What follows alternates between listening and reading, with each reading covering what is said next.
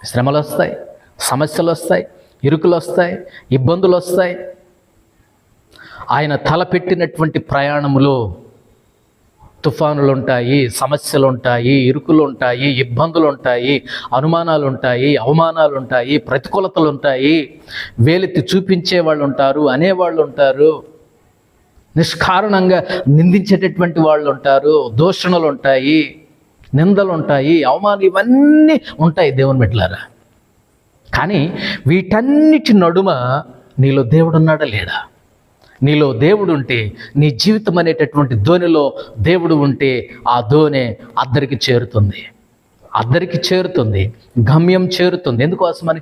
దేవుడు ఉన్నాడు కాబట్టి, దేవుడు నీలో ఉన్నాడు కాబట్టి, దేవుడు నీతో పాటు వస్తున్నాడు కాబట్టి, దేవుడు నీతో ప్రయాణం చేస్తున్నాడు కాబట్టి. రానియండి, వస్తే ఏమవుద్ది? తుఫాన్ వస్తుందా? గాలిదుమ్మ వస్తుందా? అలలు వస్తాయా? సమస్యలు వస్తాయా? శత్రువులు వస్తారా? సాతానుడు వస్తాడా? రమ్మనండి. ఏమవుతుందో రమ్మనండి. ఎవరు వస్తారో రమ్మనండి. ఏ శక్తి వస్తుందో రమ్మనండి. ఏ వ్యక్తి వస్తాడో రమ్మనండి. ఏ వ్యవస్థ వస్తుందో రమ్మనండి. కరువ, ఖడ్గమ, వస్త్రహీనత, ఏదైతే ఏంటి రమ్మనండి. నాతో పాటు దేవుడు ఉన్నాడు ఇక్కడ, మనతో పాటు దేవుడు ఉన్నాడు ఇక్కడ, సర్వాధికారి అయినటువంటి దేవుడు ఉన్నాడు ఇక్కడ, సర్వోన్నతుడైన దేవుడు ఉన్నాడు ఇక్కడ. నీలో దేవుడు ఉన్నాడా లేడా అది చెక్ చేసుకో. అంతేగాని లోకంలో బాధలు ఉన్నాయని దేవుణ్ణి నమ్ముకున్నాను, అక్కడ శ్రమలు ఉన్నాయని దేవుణ్ణి నమ్ముకున్నాను, ఇవి తప్పించుకోవడం దేవుణ్ణి నమ్ముకున్నాను, సుఖంగా బ్రతుకుదామని దేవుణ్ణి నమ్ముకున్నాననే బుద్ధిహీనమైనటువంటి ఆలోచనలు చేసుకోకుండా ఉండడమే ఉత్తమం.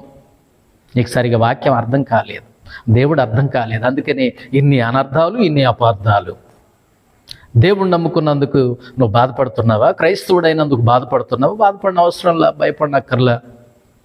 శ్రమలు రానివ్వండి, కష్టాలు రానివ్వండి, ఇరుకులు రానివ్వండి, ఇబ్బందులు రానివ్వండి, నిరాశ నిస్పృహలు రానివ్వండి, దూషణలు రానివ్వండి, అనేవాళ్ళు అనివ్వండి, దూషించే వాళ్ళని దూషింపనివ్వండి, ఏమీ కాదు. మన దేవుడు మనతో ఉన్నాడు.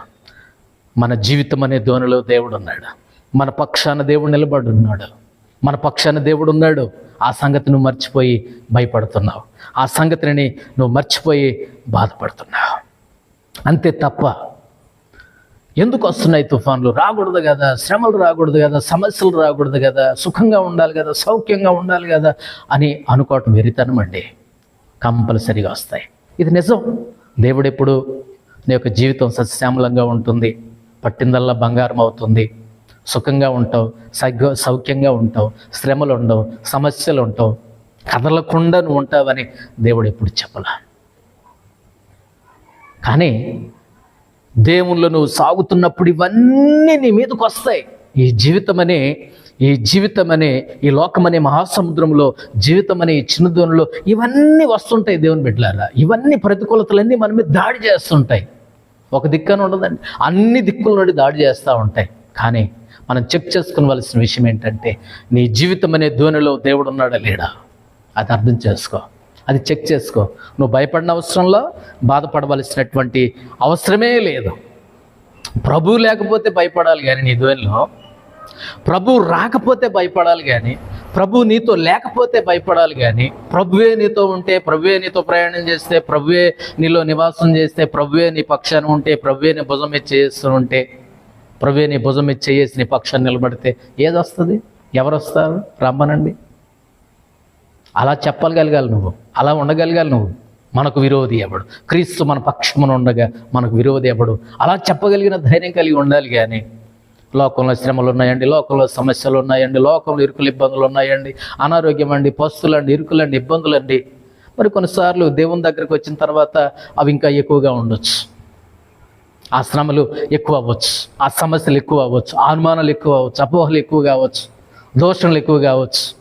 అక్కడికంటే ఇక్కడ ఎక్కువగా ఉండొచ్చు శ్రమలు, సమస్యలు. మరి నిలబడాలి కదా, నువ్వు ధైర్యంగా నిలబడాలి కదా.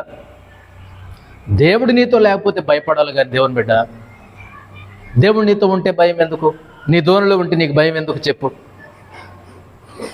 ఇక్కడ ఒక విషయం చెప్తాను, నేను అద్భుతమైనటువంటి విషయం చెప్తాను. ఏంటంటే, గాలిని, సముద్రాన్ని సృష్టించింది ఆయనే. దేని ద్వారా సృష్టించాడంటే మాట ద్వారా సృష్టించాడు. మాట ద్వారా సృష్టించాడు. మాట ద్వారా గాలిని, సముద్రాన్ని, సృష్టిని, ప్రతిదాన్ని సృష్టించినటువంటి దేవుడు అదే మాట ద్వారా ఏం చేస్తున్నాడు? ఆయన అదే మాటతో గద్దించాడు. వాటిని మాటతోనే చేశాడు దేవుడు, వాటిని మాటతోనే అణిచేశాడు దేవుడు. మాట. అందుకనే మనం మొదట్లో ఒక మాట చదువుకున్నాం, వారు మిక్కిలి భయపడి ఈయన ఎవరో, గాలియు సముద్రమును ఈయనకు లోబడుచున్నవని ఒకనితో ఒకడు చెప్పుకొనిరి. నీలో ఉన్నటువంటి దేవుడు, నీతో ఉన్నటువంటి దేవుడు, నీతో ప్రయాణం చేస్తున్నటువంటి దేవుడు, నీ భుజం మీద చేసిన దేవుడు ఎంత గొప్పవాడు, ఎంత శక్తివంతుడు, ఎంత సర్వోన్నతుడు, ఎంత సర్వాధికారో కనుక తెలిస్తే నువ్వు భయపడవు, ఎప్పుడూ బాధపడవు. క్రైస్తవుడు అయినందుకు, రక్షణ పొందినందుకు, మారు మనసు పొందినందుకు, బాప్తిస్మం తీసుకున్నందుకు. చాలామంది కొన్నిసార్లు భయపడుతుంటారు వీటన్నిటిని తీసుకున్నందుకు. భయపడిన అవసరంలా, వాళ్ళకి సరిగ్గా వాక్యం అర్థం కాల. అందుకనే ఇన్ని అనర్థాలు, అన్ని అపార్థాలు. కాబట్టి దేవుని బిడ్డలారా సమస్యలు వస్తాయి, దేవుని పిల్లలు కూడా వస్తాయి, ప్రార్థన చేసే వాళ్ళకి వస్తాయి, ఆరాధన చేసే వాళ్ళకి వస్తాయి, నమ్మకస్తులకి వస్తాయి, సీనియర్ మోస్ట్ సేవకులకు వస్తాయి, సీనియర్ మోస్ట్ విశ్వాసులకు సమస్యలు వస్తాయి, శ్రమలు వస్తాయి, గాల్దుములు వస్తాయి, తుఫాన్లు వస్తాయి, ఇరుకులు ఇబ్బందులు వస్తాయి. కానీ భయపడిన అవసరంలా. దేవుడు లేకపోతే భయపడాలి. దేవుడితో ఉన్నాడు కాబట్టి నువ్వు భయపడవలసిన అవసరం లేదు. నువ్వు చెక్ చేసుకోవాలంటున్నాను. అందుకే నీ జీవితం అనే ధ్వనిలో దేవుడు ఉన్నాడు లేడా? దేవుడు ఉంటే నీ జీవితం అనే ధ్వనిలో నువ్వు క్షేమంగా అద్దరికి చేరుతావు, పరలోకానికి చేరుతావు, మోక్షరాజ్యానికి దేవుడు నిన్ను నడిపిస్తాడు.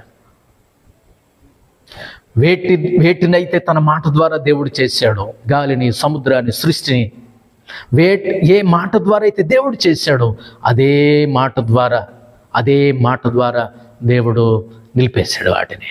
అంత గొప్ప దేవుడు నీలో ఉన్న దేవుడు. కాబట్టి దేవుని బిడ్డ, సోదరి, స్నేహితుడా, నువ్వు భయపడొద్దు. శ్రమలు వచ్చినా భయపడొద్దు, సమస్యలు వచ్చినా బాధపడొద్దు. దేవుని బిడ్డలకు కూడా వస్తాయి. నీకొక్కదానికే కాదు, నీకొక్కడికే కాదు, మనందరికీ వస్తాయి.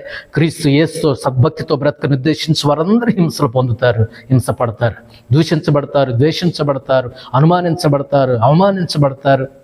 ఏమండి, ఒకటి కాదు, రెండు కాదు, దేవుని పిల్లలు అనేకమైనటువంటి శ్రమలు, సమస్యలను పొంది వాటిని భరించి సహించి అనేక శ్రమల గుండా వాళ్ళు దేవుని రాజ్యంలో ప్రవేశించవలసినటువంటి వారై ఉన్నారు.